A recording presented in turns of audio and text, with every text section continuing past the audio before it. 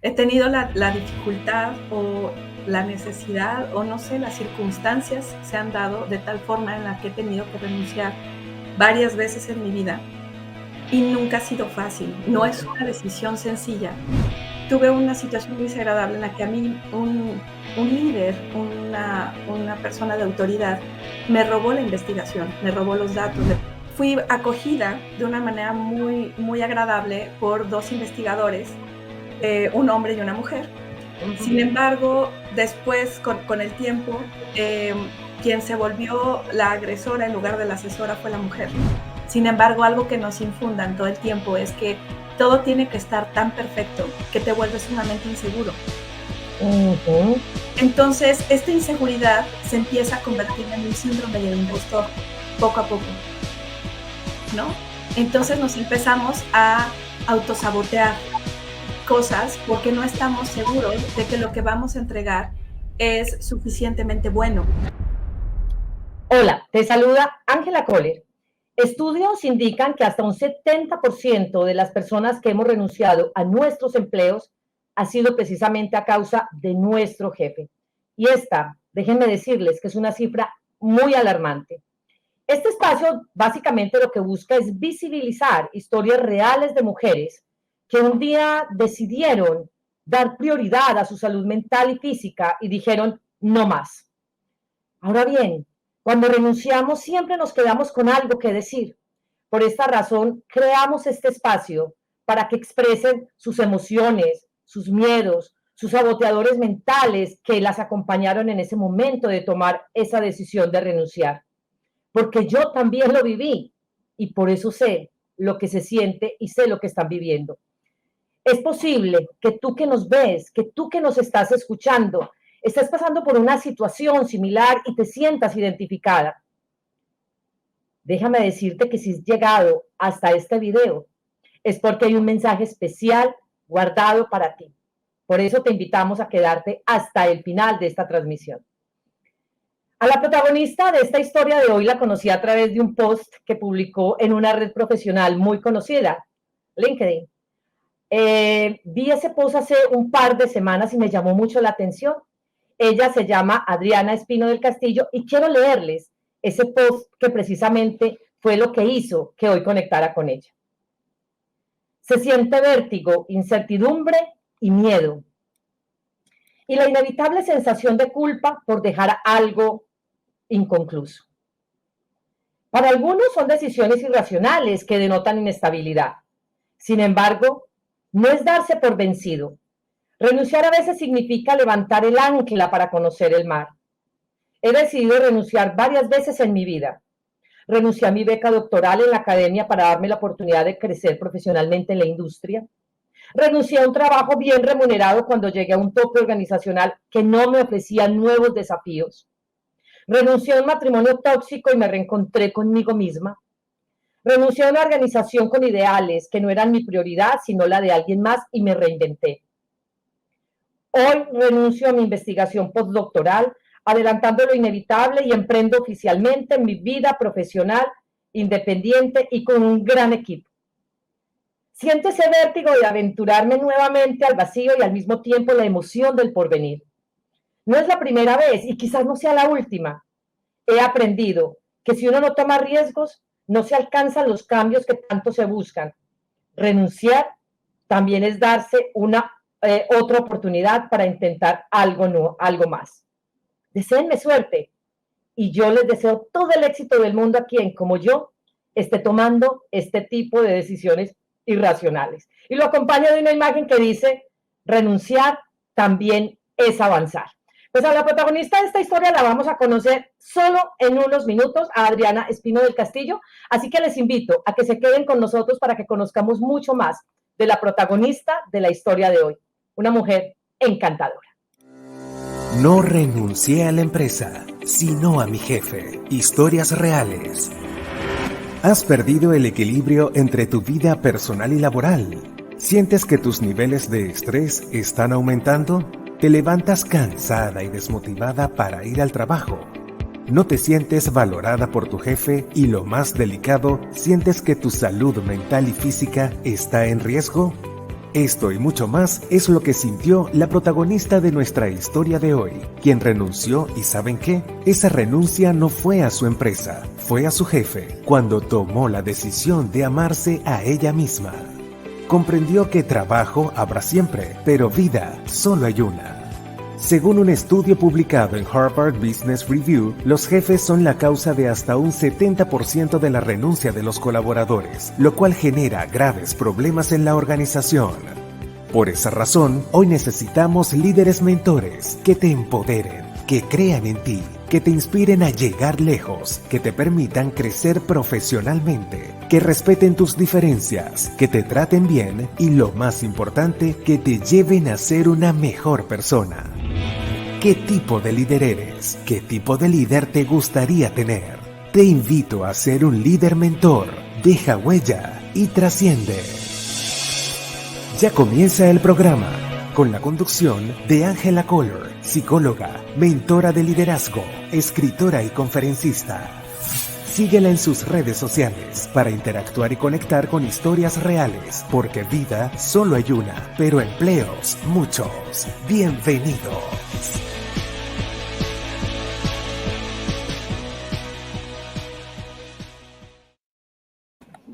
Y aquí está la protagonista de nuestra historia. Gracias, Adriana, por aceptar la invitación a conectar con nosotros en este momento de historias reales. ¿Cómo estás? Muchas gracias, Ángela, a ti por la invitación. La verdad estoy muy emocionada de estar aquí compartiendo esta historia con ustedes. De hecho, esa publicación que acabas de leer es algo que surgió de mi ronco pecho hace ya varios meses.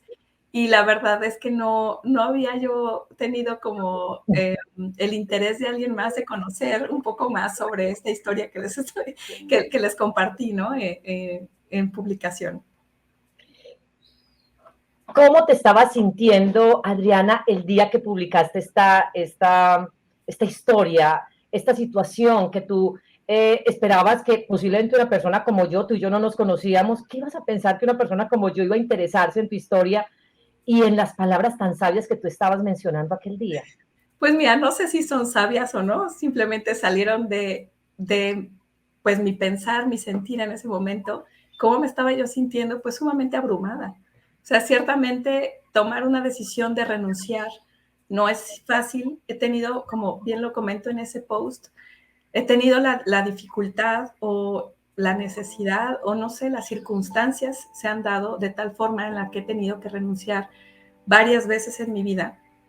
Y nunca ha sido fácil, no es una decisión sencilla, es sumamente abrumador porque traes mucha carga, justo como lo menciono ahí, es mucho vértigo, ¿no?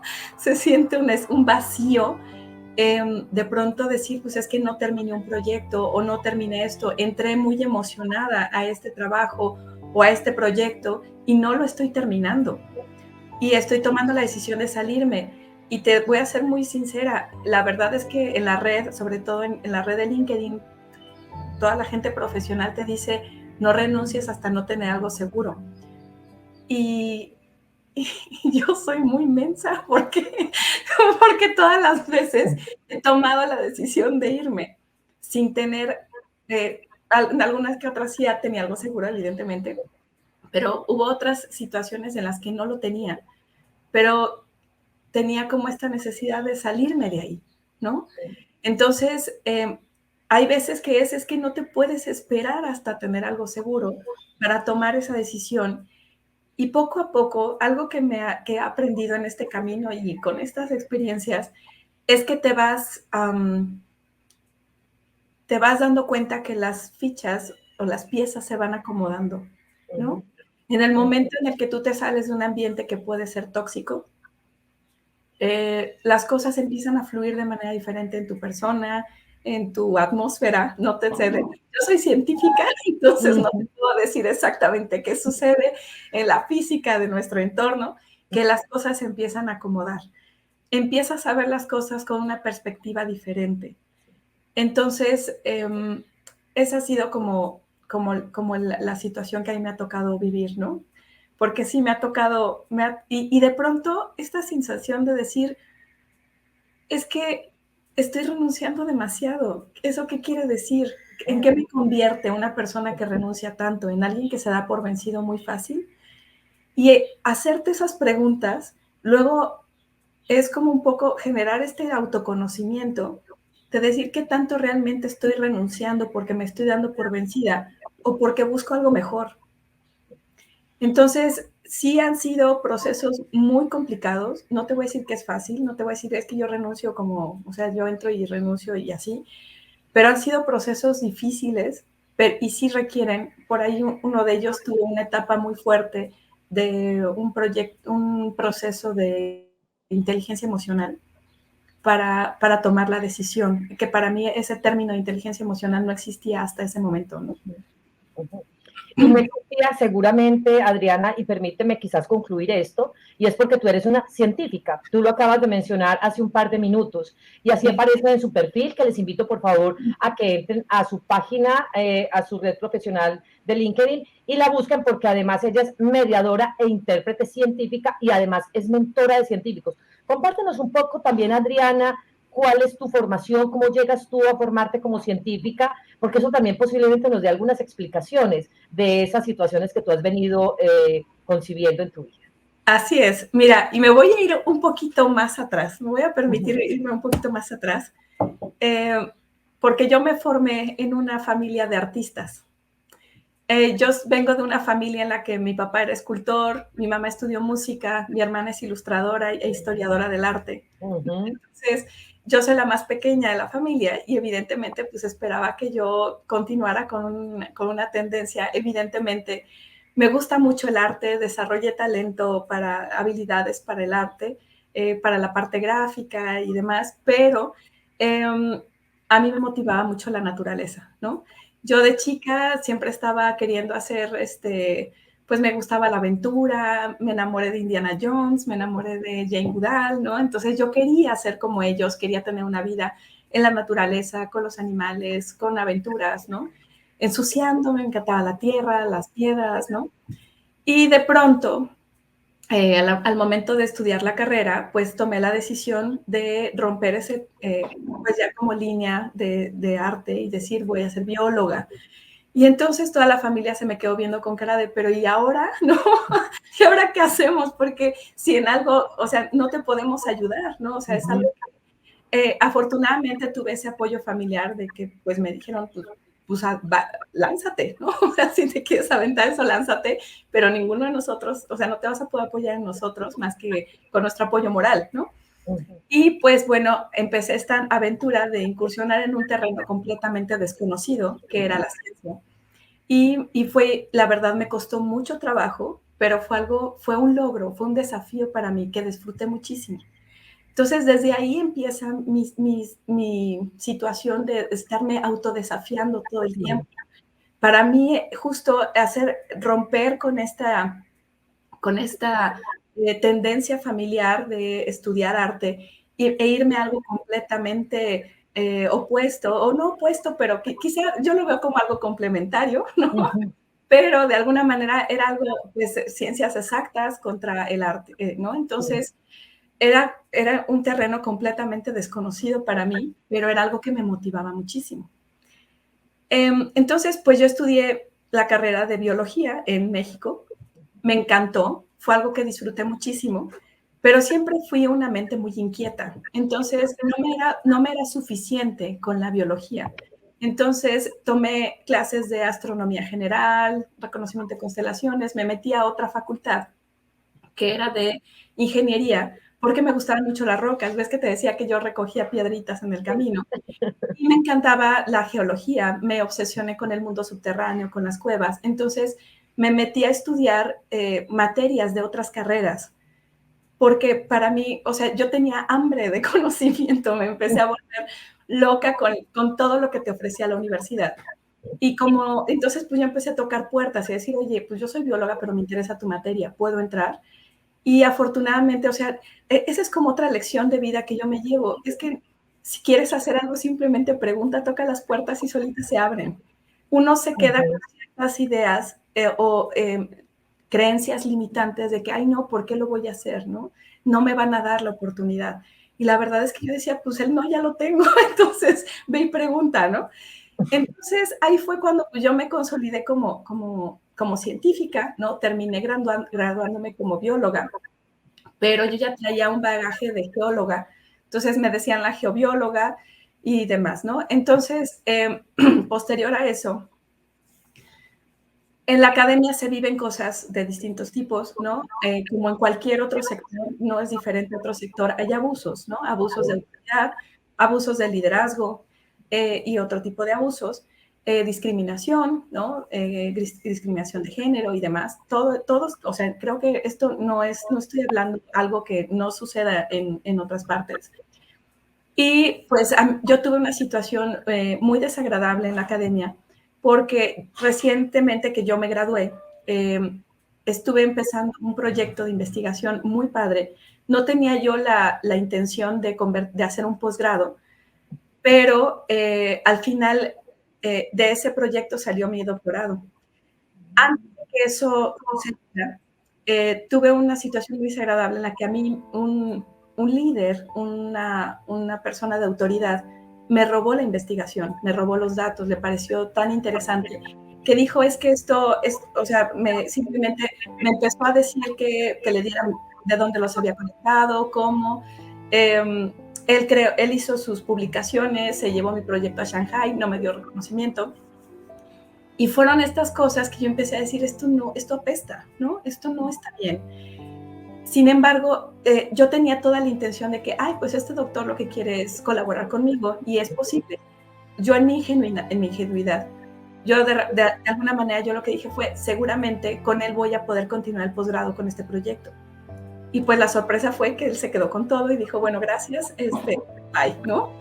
Entonces, ahí fue cuando empecé yo a sentir una cosa de que esto no está bien, hay algo aquí en el sistema que no está bien. Y mucha gente me dijo, oye, pero pues, ¿cómo continuaste el posgrado con eso? Y soy una persona que no quita el dedo del renglón fácilmente. Entonces, lo que hice en ese momento fue decir, pues, a ver, yo gestioné mi ida a este lugar tan impresionante, yo tengo muchas ganas realmente quiero responder una pregunta científica de investigación con este tema, que un ingrato me acaba de robar. No me van a dejar con la nada. Entonces me aferré a volver a ir a ese lugar, volver a colectar muestras, volver a hacer todo y dije, voy a volver a empezar. Y no me importa el tiempo que me lleve y lo voy a volver a empezar y con la persona con la que sí quiera trabajar conmigo.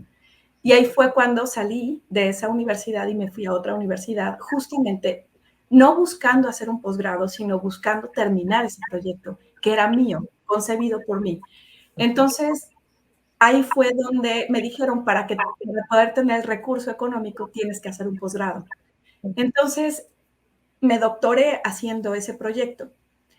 Y fue una situación que es lo que me consolidó como investigadora científica porque me aferré a encontrar la respuesta a una pregunta científica y la manera de llegar a ello pues es haciendo un método y todo, ¿no? Entonces ahí fue cuando pues hice un doctorado justo haciendo estos proyectos, ¿no? Esa es la historia un poco de dónde viene como mi bagaje científico y ya después esa fue mi formación como científica y luego me deformé en otras cosas. Para nada. Y me encantaría, Adriana, entonces empezar a hacer unos contrastes entre ese primer momento que nos comentabas sobre tu historia y este segundo momento donde nos hablas de ese recorrido académico. Mira que empezamos leyendo tu historia y básicamente tú haces una referencia a renuncias académicas, emocionales, personales, laborales, y esas renuncias que tú dices, ¿será que era correcto? Este segundo capítulo nos está validando que era lo correcto. Si ves que tú misma ya en este momento te estás diciendo, esa renuncia era necesaria ¿para qué? Para que tú pudieras volver a iniciar con más fuerza y con las personas que tú querías esos proyectos académicos. Así que aquí mismo te estás dando esa respuesta, Adriana, y con seguridad, personas que nos están escuchando deben decir, a mí me pasó algo similar, porque además las mujeres en la academia y en un campo tan específico como el tuyo, Adriana, que es el campo científico, ha sido normalmente permeado por la figura masculina, ¿sí? Ha estado normalmente en manos de hombres. Pues allí vemos la famosa foto precisamente donde están tantos científicos y Marie Curie solamente como mujer. Ya esa foto nos retrata esa historia de lo que es la ciencia en nuestra historia de vida. Así y es. en nuestra historia humana. Así que, ¿cuántas mujeres se deben sentir identificadas con esa historia tuya cuando llegan a un lugar profesional, académico, laboral, y sus historias y sus proyectos, sus ideas, sus descubrimientos, lo que investigan realmente es presentado por un hombre o por otra Claro, persona? claro, pero bueno, es que ahí no se acaba la historia de la parte del posgrado, ¿no? Queremos seguir escuchando tu historia, claro, Adriana. En realidad, esta parte fue cuando yo salgo de una universidad para incluirme en otra. Sin embargo, ahí todavía no estaba yo incluida en el doctorado. En el momento en el que yo entro a esta otra centro de investigación, fui acogida de una manera muy, muy agradable por dos investigadores, un hombre y una mujer. Sin embargo, después, con el tiempo, quien se volvió la agresora en lugar de la asesora fue la mujer. Y fue la que, teniendo yo ya un trayecto bastante avanzado de mi proyecto de investigación, prácticamente yo ya tenía un 70% de la tesis concluida, los objetivos cubiertos, la hipótesis comprobada, ¿no? Ya estaba todo listo, todo había funcionado. Y me faltaban 6 meses para concluir. Y ella tomó ciertas decisiones que me pusieron en una situación muy difícil, porque ella empezó a tomar decisiones de seguir frenando mi titulación, porque decía que era insuficiente y había ciertos requisitos administrativos para poder dar el siguiente paso para la titulación, y ella los estaba frenando. Entonces, yo entré en pánico en el momento en el que ella tomó estas decisiones. Yo lo que hice fue preguntarle a la comisión del posgrado, oye, ¿qué hago? Y me dijeron, mira, pues si ella sigue tomando esas decisiones, lo que puede haber es un divorcio académico, lo que implica, fui mal asesorada, realmente no quiero entrar mucho en detalle, fui mal asesorada en ese momento y yo entré en pánico. Entonces, no me plantearon el mejor de los panoramas y pues yo decía, es que no me puedo quedar sin beca. Y entonces, como Dios me dio a entender, ¿no? Yo hice un currículum, pero sin tener asesoría de ningún tipo. Hice algo, parte a lo que hoy me dedico es precisamente a orientar a mi gremio de cómo tomar esas decisiones y de cómo hacer mejor estas cosas cuando uno entra en ese momento de la necesidad de salir a buscar trabajo. Pero entonces lo que hago es qué me salió bien de ese currículum y qué no me salió bien de ese currículum, ¿no? Entonces lo que hice fue enviar el currículum a bolsas de trabajo, lo metí a lo que pude, sin fijarme en qué lo metí. Y de pronto, porque estaba yo en una situación de pánico, y yo dije, necesito trabajo, ¿no? Y de pronto me hablaron por teléfono para decirme, oye, pues te postulaste a tal empresa, una empresa que hace tanques de agua y tuberías. Y yo decía, oye, pero soy bióloga, ¿no? ¿Para qué alguien que hace tanques de polímero y de tuberías necesitaría una bióloga, ¿no? Y entonces me dicen, pues tú te postulaste, ¿no? Entonces le digo, sí, sí, claro, yo me postulé. Entonces fue un proceso muy interesante de que me di cuenta cómo a empresas que no te imaginas pueden estar interesados en tus habilidades, en tus talentos, en tus capacidades. Y entonces eso me abrió la mente al mundo. Entonces yo creo que fue, Ángela, una de las renuncias más difíciles de mi vida. A 6 meses, con 6 meses de que yo tenía de tiempo para terminar mi posgrado, un trabajo de 4 años de esfuerzo y de resultados, un proyecto divino, quedó increíble, la tesis es preciosa, pero tuve que renunciar a ella. Y entonces el momento en el que para mí decirle a mis tutores, me voy porque me están ofreciendo un salario, prestaciones, seguro de vida, reconocimiento de lo que hago. Y hacer eso, cuando ellos me dijeron, estás traicionando a la ciencia, estás traicionando a la academia, tu decisión, o sea, eres una persona tan talentosa que tu decisión, lo que estás haciendo es dejarnos desvalidos sin una investigadora que tiene tanto potencial. Vaya, pues si tengo tanto potencial, ¿por qué no te quedas conmigo? ¿Por qué no me contratas? ¿Por qué no haces algo para que se destrabe mi situación? Porque estaba sola, o sea, me quedé sola porque nadie me decía exactamente cómo resolver lo que estaba trabado. Tenía que ver conmigo, yo ya te dije, yo ya había cumplido con los académicos que me estaban pidiendo. Entonces yo decía, vaya, si soy tan valiosa, ¿por qué no me cuidas? Entonces yo llegué injustamente, y hoy lo reconozco, pero llegué con lágrimas en los ojos a firmar mi carta oferta en la empresa, a firmar que estaba de acuerdo con tener una mejor calidad de vida, pero yo me sentía traicionera, me sentía me sentía culpable de estar tomando esa decisión. Entonces yo lloraba y llegué secándome la cara y limpiándome la cara a la empresa a decir, sí acepto esta mejor calidad de vida, pero me sentía traidora, me sentí una persona traidora. Y durante los primeros meses, en los que son estos meses de ajuste, yo salí de la academia, directamente entré a una empresa sin haber tenido experiencia en una empresa. Para mí esa curva como de adaptación, al onboarding que le llaman a las empresas, fue wow, pero es que aquí todo va a una velocidad tremenda, ¿no? Y fue realmente una experiencia para mí maravillosa. Entrar realmente al mundo de la industria, de haber estado siempre en la academia y después se me abrió el mundo, conocí, e incluso algo que sucede mucho en la academia, que hay que decirlo, es que para la manera en la que nos van formando como científicos es con muchísimo rigor científico, rigor académico, para que seas una persona que tiene mucho control de calidad. Eso es algo muy positivo en las academias. Sin embargo, algo que nos infundan todo el tiempo es que todo tiene que estar tan perfecto que te vuelves sumamente inseguro. Entonces, esta inseguridad se empieza a convertir en un síndrome del impostor, poco a poco, ¿no? Entonces nos empezamos a autosabotear cosas porque no estamos seguros de que lo que vamos a entregar es suficientemente bueno. Entonces, hasta que no está perfecto, no lo entregamos. Hasta que no está perfecto, no damos el siguiente paso. Entonces, eso hace que se nos limiten las posibilidades porque no tomamos acción. Y eso, cuando entré a la industria, me di cuenta que es bueno tomar acción aunque no esté perfecto. Porque... Exacto, entonces son cosas que en la academia nos cuesta mucho trabajo visualizar porque está mal hecho que no esté perfecto, pero diste el siguiente paso y vas haciendo iteraciones y durante las iteraciones vas mejorando.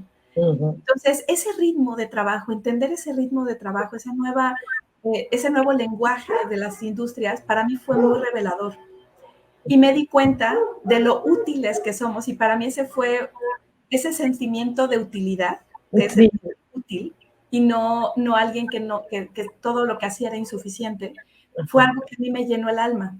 Fue un alimento que recibí de la industria cuando 2 meses después de que yo estaba ya incluida dentro del equipo, mi aportación, una observación que yo hice en campo, logró un cambio en la manufactura de un producto.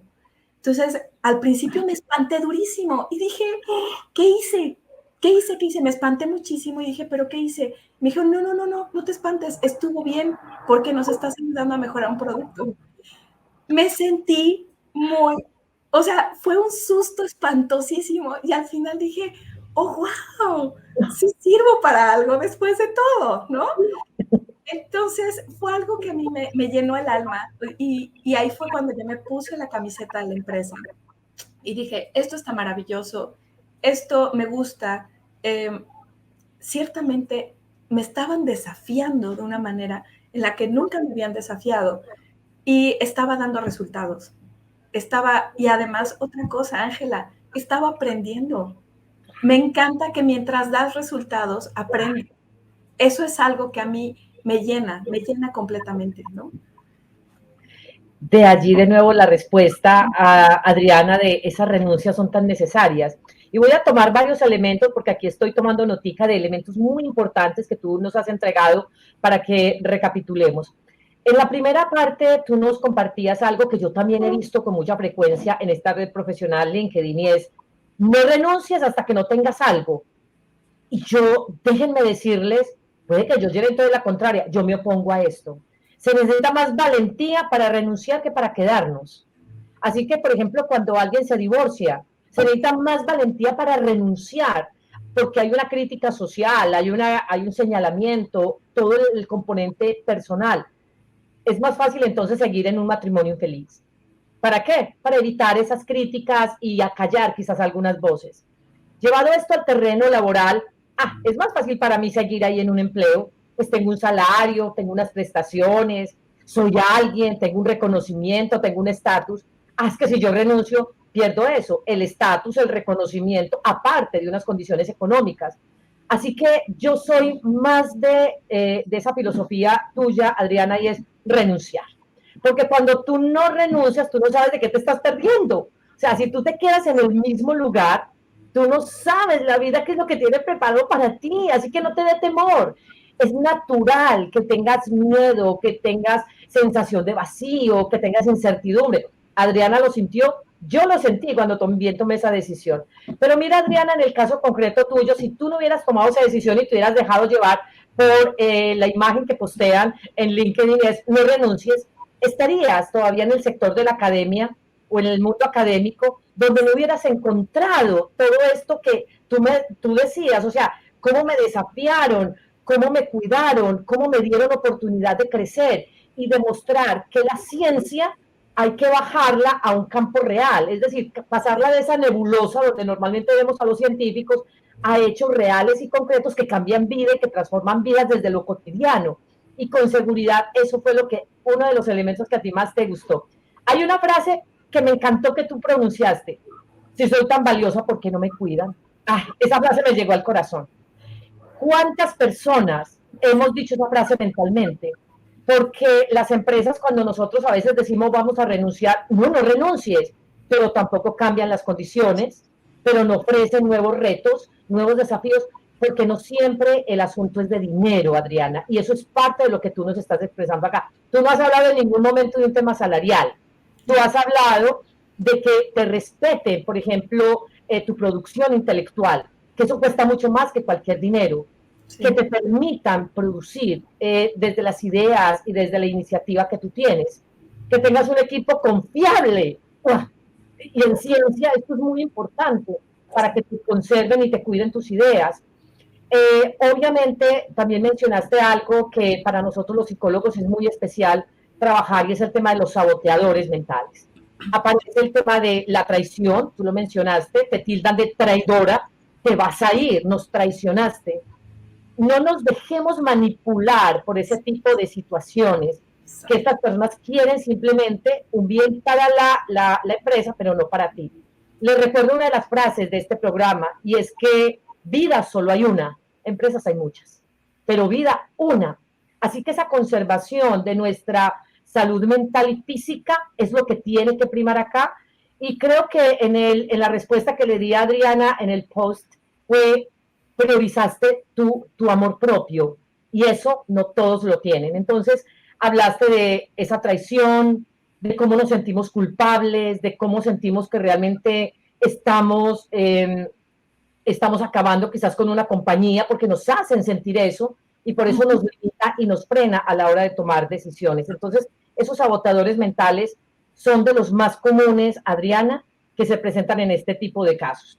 Bueno, tú tomaste acción y mencionaste también una frase muy especial, y es hacerlo y entregarlo así no esté perfecto, porque claro, también nos han enseñado en esa cultura de la perfección que hasta que no esté terminado tú no lo entregas. Hay una frase que yo suelo utilizar que dice: por una coma nos tiramos un párrafo, y es decir, el completo está listo, o sea, el 99% está listo, pero esa coma, que es este saboteador mental, dice no lo entregues, no lo entregues, no es suficiente. Y muchas veces también nosotros somos esos principales saboteadores. ¿A causa de qué? De esas situaciones externas que hemos recibido. Cuéntanos, Adriana, ¿qué más has seguido después de ese trayecto, entonces, de tu vida académica o en el mundo de la academia, luego cuando entras a esta empresa, ya una empresa de manufactura, y donde empiezas a poner al servicio de la sociedad esos conocimientos científicos que has adquirido? Bueno, tengo que decirles que ya ves que te comenté que no soy una persona que quita el dedo del renglón fácilmente. En todos los años que estuve trabajando en esa empresa, porque no me quedé uno nada más, fueron varios años, no quité el dedo del renglón de que yo dejé inconclusa mi tesis, ¿no? La traía ahí, ¿no? Entonces, por salud mental, yo decía, esto tiene que terminar. Entonces, yo no dejé el tema al olvido, sino que yo intenté ver de qué manera podía yo destrabar el tema del conflicto de interés en el que se había quedado la tesis, ¿no? Porque se convirtió en un conflicto de interés. Sin embargo, yo tuve una vida bastante productiva en la empresa y mientras yo estaba viviendo esa vida de empresa, ¿no? Tanto en corporativo como en planta, empecé a tener una, o sea, te digo que se me abrió el mundo. Entonces, como persona que habla lenguaje técnico, a mí me tocó llegar a una posición en la que me tocaba hacer como las disecciones de los productos, ¿no? O sea, prácticamente a mí me daban un producto y yo tenía que hacer la disección. Entonces no era una rana, no era un bicho vivo, pero era un producto en el que yo veía, bueno, de qué está hecho y vamos a ver si hace lo que se dice que hace, ¿no? Vamos a probarlo y demás. ¿Por qué te platico todo esto? Porque a final de cuentas, con lo que trato actualmente como de motivar al gremio científico es de que uno no deja de hacer ciencia aunque estés trabajando en un corporativo, aunque estés trabajando en una empresa, en un negocio, en una industria, o inclusive para la administración pública, para el gobierno. ¿Cómo llegamos hasta allá?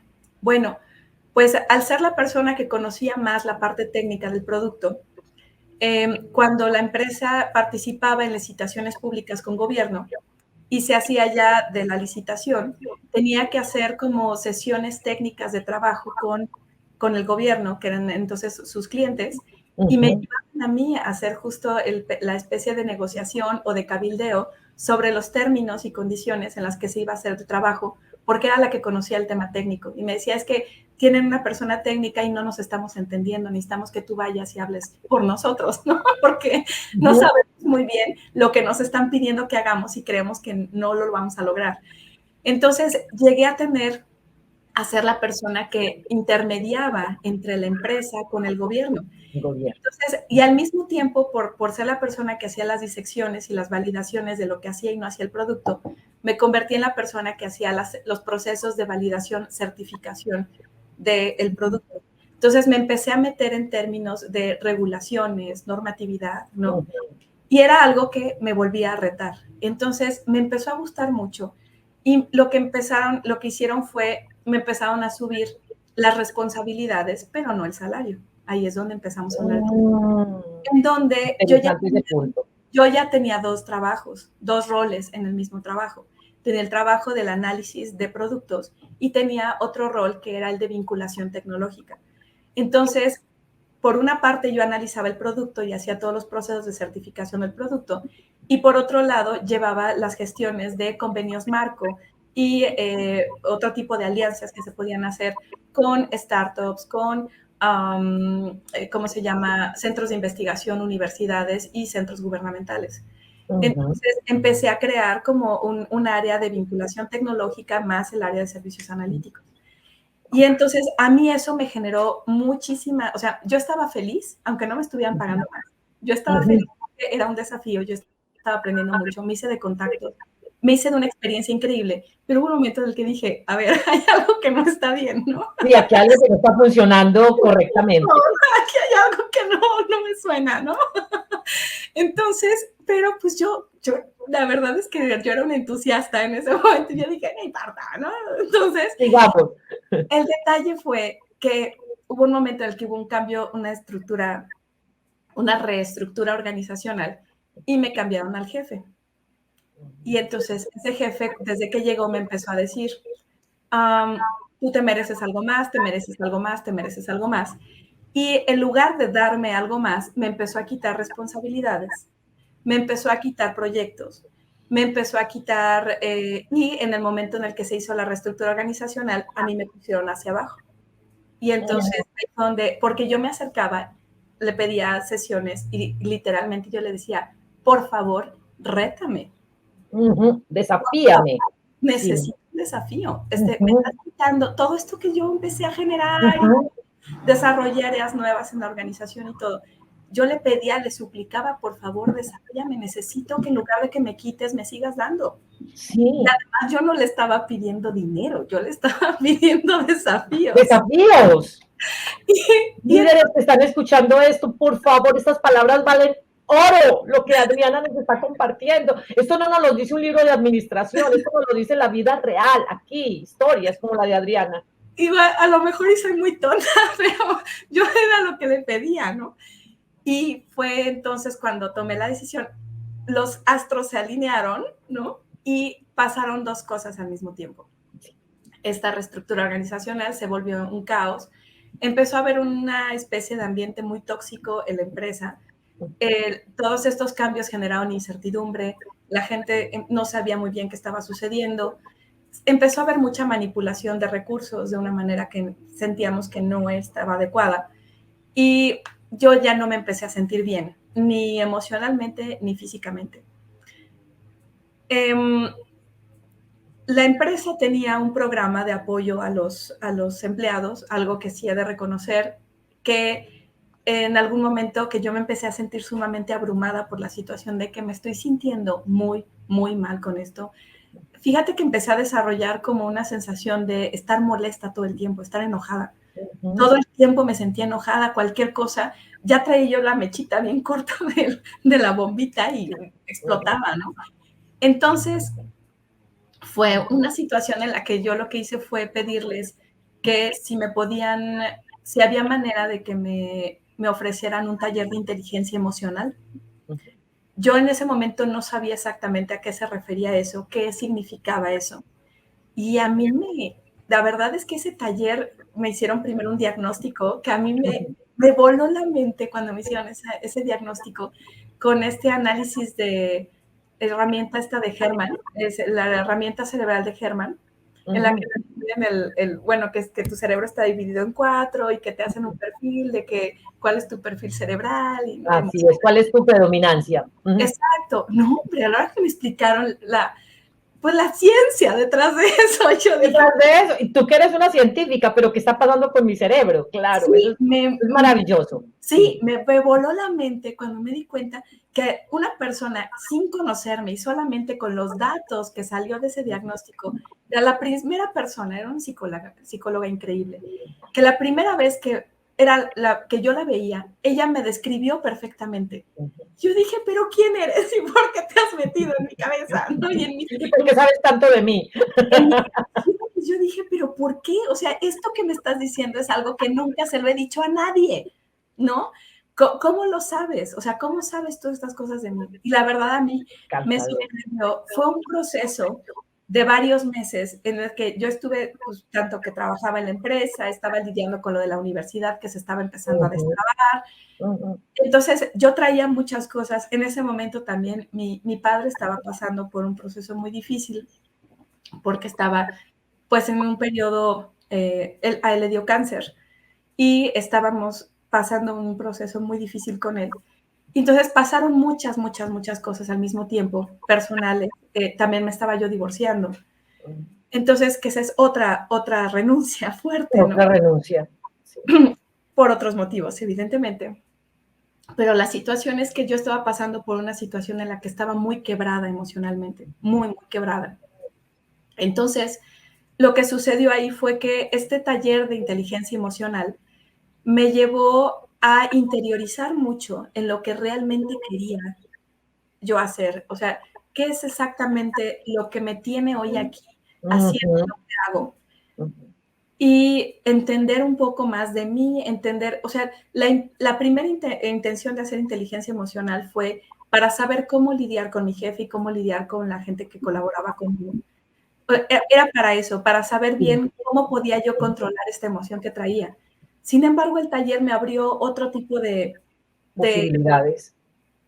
O sea, me abrió la mente y el alma a realmente estar, o sea, independientemente de que trabajes tu relación con tu jefe y con tus colaboradores, ¿realmente quieres seguir ahí?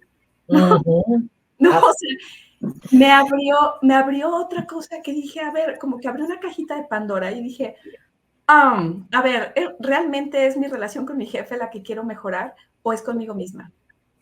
que fue algo que, porque al mismo tiempo que yo estaba en este proceso de divorcio, fue lo que a mí me abrió también la mente de no me equivoqué al divorciarme.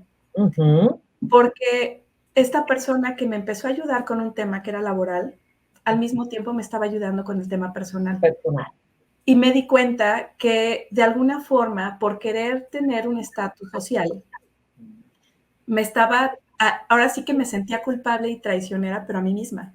Así es. Empecé a dejar, por un lado, como la empresa que empezó, digamos, que aprovechar que yo tenía este impulso, estas ganas de hacer las cosas, y empezó a abusar de, pues, lánzate, ¿no? Con el mismo salario, lánzate y así.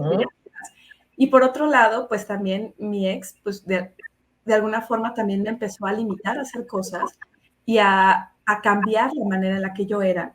Y cuando me di cuenta que me tenía que reconciliar conmigo misma y tenía que perdonarme en muchas cosas a mí misma, fue cuando dije, realmente quiero seguir aquí cuando no tengo más crecimiento, ni en un matrimonio, ni en esta empresa. Fue un proceso realmente muy complicado y en el que, pues, al final, como se empezó a destrabar, te digo que se alinearon los astros y se empezó a destrabar el tema de la universidad. Sí. Yo me acerqué a la empresa a decirle muchas gracias, que hemos crecido juntos, yo te he ayudado a ti, me has ayudado a mí, y es momento de que yo continúe mi camino, se está destrabando mi tesis, se está destrabando esto que por salud mental no lo puedo dejar inconcluso. Entonces decidí terminar mi contrato con la empresa y al mismo tiempo eso me ayudó a pasar los últimos meses de vida con mi papá. Y fue algo que la verdad es que no me puedo arrepentir de la decisión que tomé, porque fue un momento en el que pude estar con él. Mientras yo terminaba la tesis, estuve trabajando, ayudándole con mi mamá, y pues fue una situación en la que digo, si no hubiera yo renunciado en ese momento a la empresa, la situación habría sido muy diferente y posiblemente hoy me estaría yo cuestionando eso, ¿no? Así es. Sí. Quiero tomar esa última parte, Adriana, y es que creo que más que cuestionándotelo, hubiera sentido mucha culpa por no haber estado acompañando a tu padre en esos últimos momentos de esta vida física, porque él te sigue acompañando y con seguridad está aquí con nosotros y está muy orgulloso de lo que tú eres hoy y profundamente agradecido también de que lo hayas acompañado en esos últimos momentos que para ellos son tan desafiantes.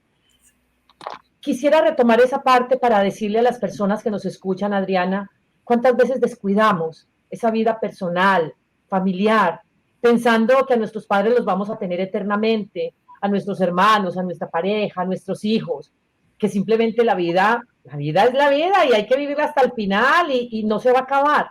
La vida se va a acabar. El tiempo no, pero la vida sí. Y por eso a veces las personas se meten en esa historia de la empresa pensando que más allá no hay nada. No, la empresa hace parte de nuestra vida, pero no es nuestra vida.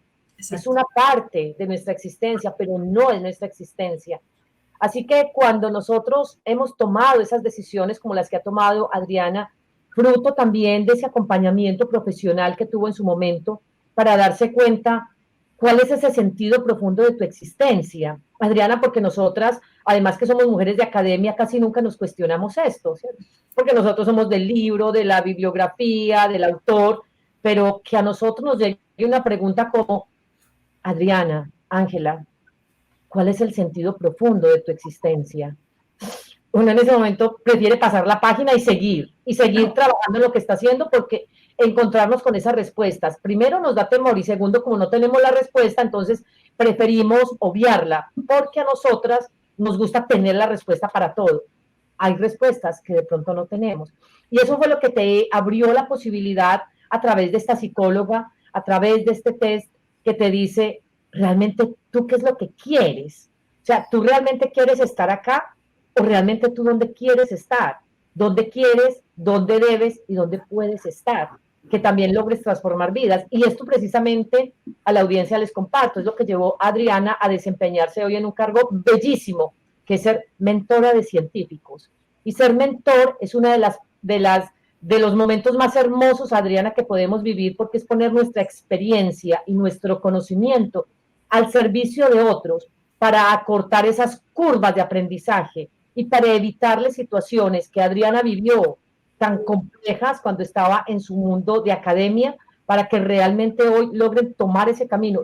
Tú no lo vas a caminar por ellos, tú los vas a acompañar para que ellos lo recorran, pero ¿quién no va a querer hacerlo con menos dificultades y dolores y momentos complejos?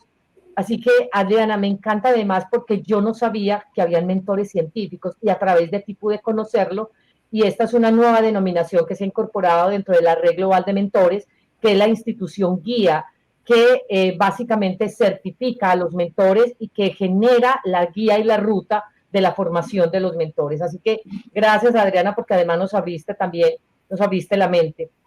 La invitación que nos queda, Adriana, a partir de esta experiencia y de este testimonio que tú nos has dado, y quiero empezar por acá, privilegiarte a ti, privilegiar a tu familia, porque no sabemos hasta cuándo físicamente van a estar con nosotros. Hacernos preguntas importantes, porque la calidad de nuestra vida depende de la calidad de las preguntas que nos hacemos. Sí. Y tú me dejaste en la mente una de las preguntas y es, ¿de verdad quiero seguir aquí? Con que hoy se lleven esa pregunta a la audiencia, imagínense, Adriana, la transformación que estamos haciendo en tantas vidas, con que solamente hoy se cuestionen, ¿de verdad quiero seguir aquí? Sí. Independiente de la respuesta, porque ni Adriana ni yo la vamos a juzgar y a señalar, es tu respuesta, pero por lo menos pregúntate, porque de la calidad de tus preguntas depende la calidad de tu vida. Una pregunta fue la que a mí me llevó a renunciar a un cargo muy importante en Colombia y a trasladarme a Estados Unidos, solamente por un año, Adriana, y ya llevo 7, porque a los 3 meses de estar acá conocí a quien hoy es mi esposo. ¿Sí ven? ¿Sí ven que yo tenía que renunciar en Colombia para algo? Para estar acá, precisamente porque aquí era donde yo iba a encontrar un hogar, una familia, además la familia extendida es bellísima. Así que no te tengan miedo a la renuncia, y Adriana es una fiel muestra de ello.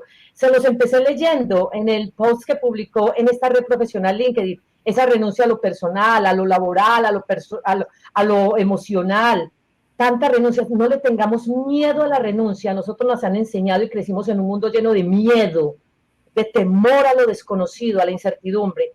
Siento que ese es parte del mensaje de hoy, Adriana, que queremos dejarle a las personas que están sintonizadas con nosotros, pero me encantaría que lo dijeras con tus propias palabras. Ese mensaje, Adriana, a partir de esa experiencia que tú gentilmente nos has compartido, ¿cuál es el mensaje con el que las personas deberían quedarse hoy?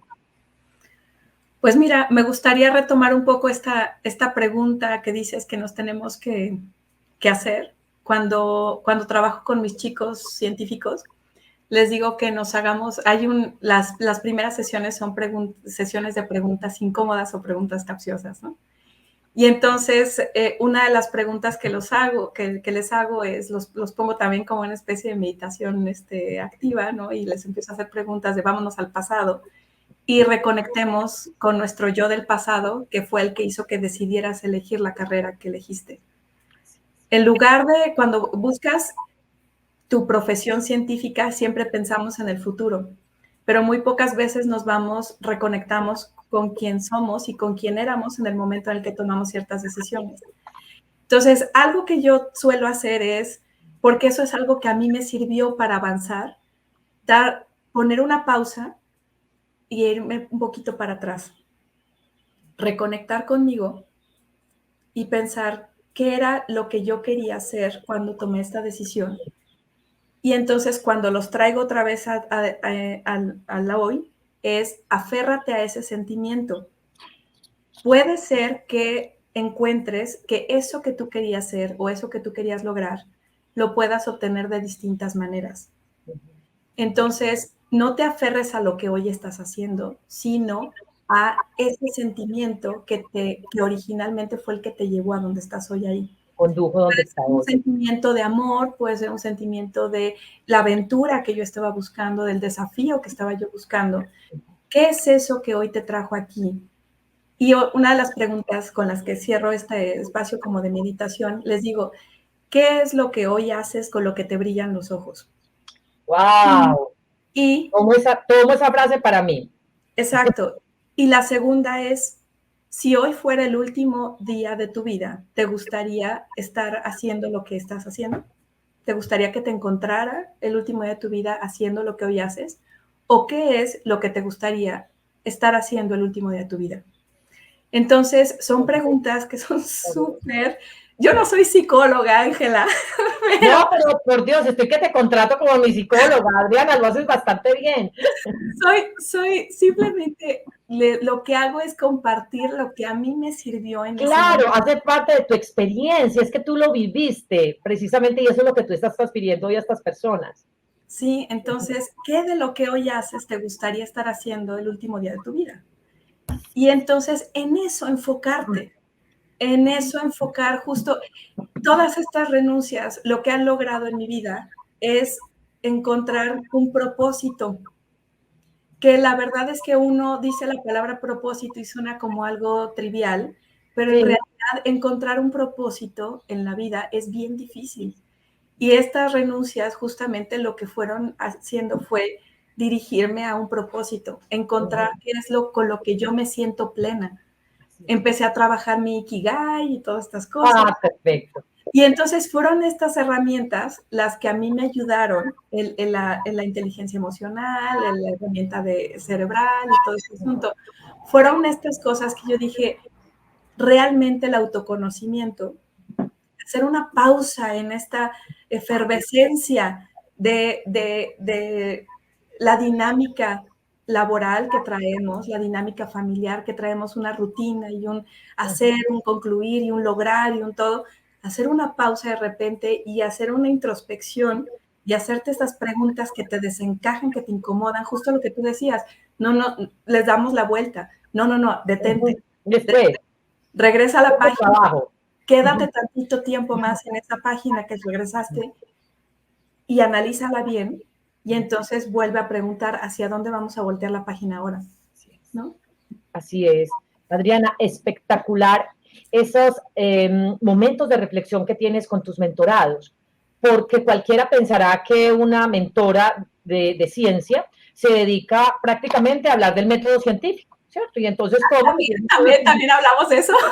Solamente a eso, solamente de primera entrada, entonces, ¿cómo vamos aquí a construir la hipótesis? ¿Cuál es la pregunta problemática? Pero es que tú llegas a ese primer momento como realmente una mentora que eres. Es que ese concepto de la mentoría, Adriana, hoy que no es aún muy conocido, pero que nosotros deberíamos generar más pedagogía en torno a esto, es cómo generar esas buenas preguntas para generar un poco de incomodidad. Porque sí, esa incomodidad es lo que te lleva a tomar acción. Y nosotros tenemos que tomar esas dos acciones. Así que me voy a quedar con esas dos preguntas y es, ¿qué es lo que a mí me hace que me brillen mis ojos? Me generaste ese cuestionamiento. Estar acá, por ejemplo, para mí esto es un placer. Esta mañana me levanté muy temprano y le dije a mi esposo, hoy tengo una nueva entrevista. Y él me dice, eso es lo que te encanta. Entonces, yo siento que con esto yo brillo, con esto brillan mis ojos y yo quisiera que el último día de mi vida me cogiera haciendo esto. Precisamente lo que estoy haciendo ahora. O sea que estoy en el lugar, siento que estoy en el lugar correcto, pero estamos en el lugar correcto, Adriana, tú y yo y muchas personas, porque tomamos decisiones. Y ese es el mensaje central que Adriana nos ha compartido de inicio a fin. Y es, para tomar decisiones se necesita ser muy valiente. Así que quien no toma decisiones, de pronto quien te dice, quédate ahí, ese matrimonio que no te agrada, ese empleo que te maltrata, que no te reta, que no te genera posibilidades de desafíos, quédate ahí, que algo va a resultar. Algo no va a resultar si tú no lo proporcionas, si tú no haces que pase, nada se va a mover y tú vas a seguir envuelto en esa misma situación, obviamente, como llamamos los psicólogos, con algo que denominamos las profecías autorrealizables. Sí ve como mi jefe me sigue maltratando, pero claro, pero si tú no renuncias, si tú no te vas, eso es lo que va a seguir pasando. Entonces, seguimos en ese rol de víctimas, en ese rol de que nos tenemos que quedar allí, porque además es lo que la sociedad nos dicta. No, la sociedad nos dice que nosotros solo tenemos una vida, una, y hay que vivirla con plenitud y sobre todo muy leales a eso que tú llamas de manera correcta, Adriana, el propósito. En uno de mis 8 libros yo hablo precisamente de esto y lo menciono más o menos en haciendo este símil, y es que nosotros todos llevamos una escultura dentro, pero no todos logran sacar esa escultura. Y esto muy a propósito de una respuesta muy sabia que da Miguel Ángel cuando le preguntan sobre el David y sobre sus grandes obras que tiene allí expuestas en algunas partes, entre ellas Florencia, y le preguntan, ¿usted cómo hace para hacer estas obras tan maravillosas? Y dice, la obra ya estaba dentro, yo solo he tenido que retirar lo que sobra. Así que ahí está el propósito. ¿Cuántas personas mueren con la escultura dentro de ellos? Sí. Y esa escultura es esa parte del propósito. Y lo que hay que retirar muchas veces, Adriana, es un empleo donde no nos sentimos desafiados, retados, valorados, queridos, admirados, comprendidos, respetados. Ahí hay que seguramente, hay que retirar esto que sobra para que esa escultura preciosa que llevamos todos dentro sea lo que brille. Adriana, ¿dónde te podemos localizar? Ya sabemos que tienes obviamente tu cuenta allí en esta red profesional de LinkedIn, pero ¿dónde más te podemos localizar? Porque estoy segurísima que mucha gente conectó con tu testimonio y queremos seguir aprendiendo de ti. Pues mira, en la misma red donde estoy súper activa es en LinkedIn. Ahí ya viste, ¿no? Es donde estoy. Sí. Bueno, yo la sigo, yo soy pendiente de todo lo que hace. Gracias, es mi red favorita. También me encuentran, estoy en Facebook, en Instagram, en casi todas, ¿no? Hasta en Clubhouse, pero estoy como fantasma. En casi todas estoy como fantasma, nada más me aparezco de repente, levanto la mano y listo, ¿no? Casi no tengo actividad. Me estoy proponiendo tener más actividad, posiblemente en Facebook y en Twitter, ¿no? Pero la verdad es que mi red favorita siempre es LinkedIn, es para mí la red que es más constructiva y en la que yo he aprendido, la que me da más y de la que recibo más. Entonces, quiero darle a esa red. Y sobre todo porque es una red recíproca. Todas las demás siento que es solamente hacia uno, pero las otras siento que es una red muy recíproca, ¿no? Por esta red, gracias a esta red, tú y yo estamos hoy hablando. Exacto, entonces es mi red favorita, me encuentran con mi nombre tal cual. Espino del Castillo es mi primer apellido, por eso es que siempre lo pongo junto, porque piensan que son los dos. Pero mismo en mi perfil de LinkedIn yo tengo abierto mi correo electrónico, entonces siempre estoy abierta a recibir comunicación directamente de correo electrónico, también está abierto el correo, es adrianasr@gmail.com y estoy en vías de abrir mi página web del proyecto que estoy armando hoy en día. Estoy como emprendedora del proyecto que justamente es de estas mentorías y acompañamientos a científicos que se llama Proyecta Ciencia. Entonces, espero pronto en estos meses poder hacer el lanzamiento de la página web. Y nos va a dar mucho gusto acompañarte en ese proyecto, Adriana, para que mucha gente se beneficie de este proyecto Ciencia. Así que, bueno, vamos para estos nuevos retos, nuevos proyectos. Como emprendedores también tenemos esa posibilidad de soñar, de proyectarnos, no hay límites. Aquí cuando somos emprendedores realmente no hay límites. A cada uno de ustedes que nos ha escuchado hasta este momento, muchas gracias, porque nos han dado lo más valioso que tienen, que es su tiempo. Y hacerles una invitación. Si tú que nos escuchas te has sentido identificado o identificada con esta historia que Adriana nos ha compartido, nos encantará que lo envíen a alguien que también saben que les puede servir, que lo compartan en sus redes sociales, que nos ayuden a que este mensaje llegue a esa persona que hoy necesita escucharlo. Y además, si es que tú tienes un cargo de liderazgo en una organización y deseas que el talento humano de tu empresa no renuncie, te invitamos a ser un líder inspirador, te invitamos a ser un líder mentor, porque eso es lo que estamos justamente promoviendo en este espacio. Nosotros te podemos enseñar cómo hacerlo, porque precisamente ya en el caso particular tuve la experiencia de liderar equipos de más de 1,000 personas durante 20 años y hoy a lo que me dedico, como lo hace también Adriana, es acompañar a otros desde nuestra experiencia de vida para poder transferir ese conocimiento y esas experiencias acumuladas. Así que gracias por estar hoy con nosotros y nos vemos en un próximo programa. No renuncié a la empresa, sino a mi jefe. Historias reales. A todos ustedes, gracias. Nos vemos pronto. Chao, chao.